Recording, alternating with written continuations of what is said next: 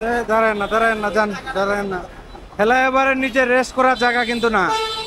Rest করবেন উপরে উঠে রেস্ট করবেন, ফ্লাইওভারের নিচে না। যান, ফ্লাইওভারে রেস্ট করা যাবে না। এই যে তার ভাড়াটা নেওয়ার জন্যই কতগুলো প্রেম হয়ে আছে। যাও যাও যাও যাও,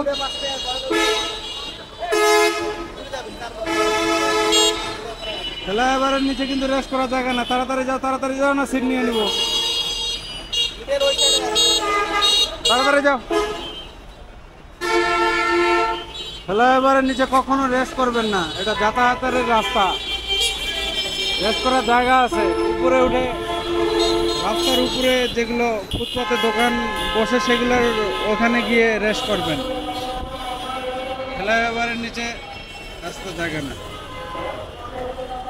এই জমিদার সাহেব, মাঝখানে দাঁড়ায় তুমি আরাম মেনটেন করো, এটা কোনো কথা? হালকা বয়স, স্কুল না গিয়ে বাবার অটো নিয়ে বেরিয়ে পড়ছে। তবে তার নিজেরও কিছু ভুল আছে, সে কিন্তু নিজে উৎসাহিত হয়ে বেশি, বিশেষ করে অটো যাদের আছে রাস্তায় বেরিয়ে পড়ে। তবে যারা রিক্সা আছে তারা একটু কষ্ট করে জীবনযাপন করলেও অটো যারা আছে, অটো এখন সবার ঘরে ঘরে।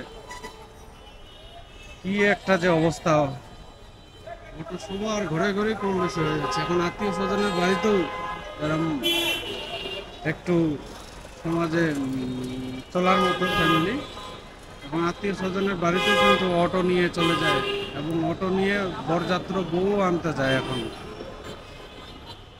অটো এখন মানুষের বিপদের উপকারী বন্ধু। যেমন উপকারী বন্ধু, তেমন অতিরিক্ত হয়ে গেলে রাস্তায় চলাফেরা করার জন্য জ্যাম এগুলো বেশি হয়। ভালো থাকবেন সবাই। কেন্দ্রীয় বাস টার্মিনাল থেকে বিদায় নিচ্ছি।